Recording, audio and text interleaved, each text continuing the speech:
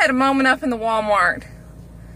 I now know what, or I can speculate that this must be what women going through menopause must feel like.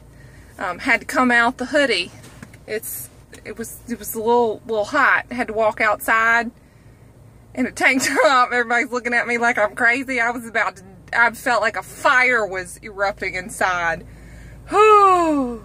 Anyway, happy Sunday. Happy Sunday. Tomorrow starts the first full week of the new year. A lot of people probably, well, I hope anyway. I hope a lot of people are using today to get ready and you're in the right headspace. Maybe you did not use January 1st to be the first start. Maybe you're I'll start Monday type of person, and that's fine too.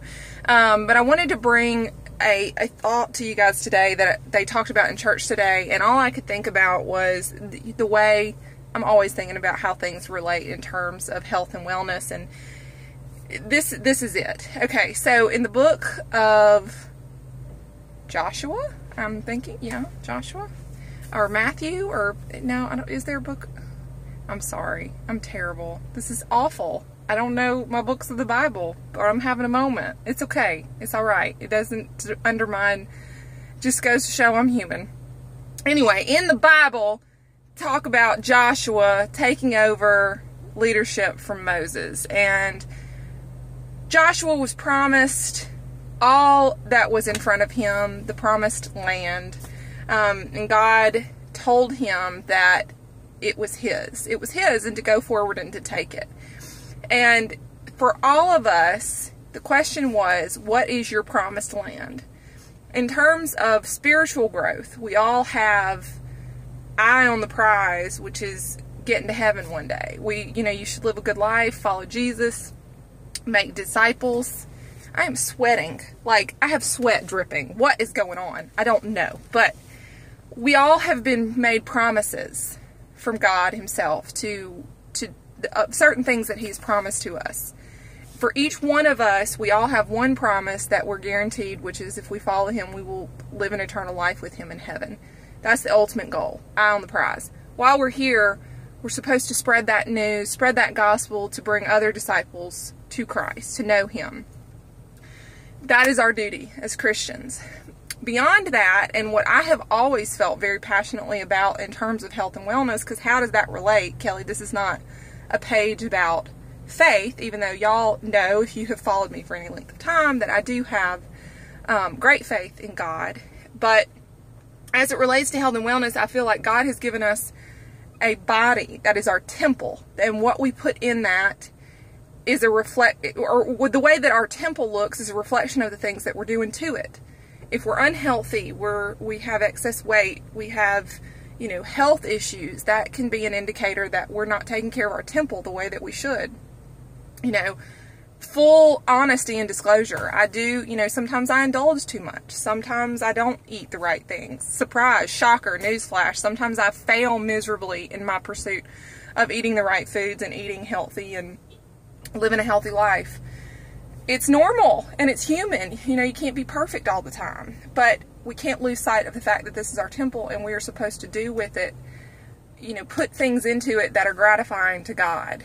And so when the question was asked in church about what is your promised land, you have the full authority of God to go out and get it. I thought to myself, the promised land is ideal health and wellness, and I know I'm probably screwing this message up. Maybe I should have said a little prayer before I started speaking, but we have the full authority of God to go out and to take it. And so what that means to me is every time you go in that grocery store, what you're putting into your shopping cart and what you're buying and taking into your home, is it pleasing to God? Is it pleasing to your temple? Is it good food that's going to nourish your spirit and nourish your body so that you can honor your temple?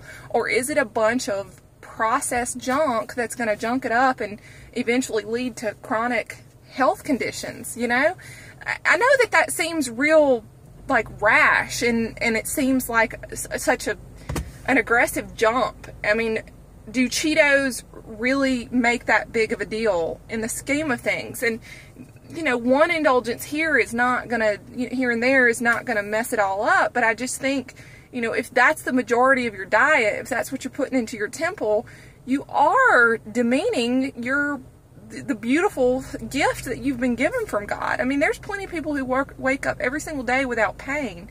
And if you're not feeling that now, I just believe that it's the consistent application of those habits that one day you're going to reap what you sow, good or bad. And so today, just as a little encouragement, as you're getting your grocery shopping list together, or maybe you're, I don't know, just trying to get, maybe you're in that pre-contemplation stage where you're thinking this, you know, this is my year, but I just don't know how to get there. I don't know how to get there in the right mind, because it is all mental. I mean, you can do whatever you put your mind to. If you make up a decision, make up your mind to do something, you can do it. But you just have to make up your mind that you can do it. You know, nobody is going to hold you down and shove food in your mouth, which is why I believe that nutrition is one of the biggest things that you can do to affect your long-term health, positive or negative.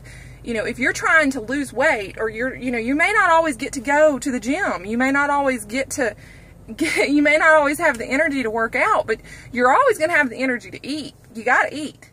And you're the only person who can make the decision as to what food you put in your mouth. You have a choice there. We sometimes don't want to choose the right things because they don't taste good, or we believe that they don't taste good, or we're annoyed by it, or whatever it might be. But you're 100% in control of the foods that you put in your mouth, and so you gotta make good choices. Make good choices, and if you don't do anything else, be careful with the food that you put into your temple. So that's a little, I know that's probably, I hope I didn't turn anybody off and alienate anybody, but that's what I truly believe. Those are my beliefs. I mean, and I'm sorry if it, you know, if that might have rubbed some people the wrong way. That's me. This is my channel, and this is my page, and I hope, I don't know, for some people that is what they need to hear, that they need to make that connection. So if you need one more connection as to why you should be concerned with it, that could be it. So hope it was helpful. Anyway, that's the way I look at it. All right, y'all have a great day. Make it happen, make good choices, and get ready for the week. All right, peace out.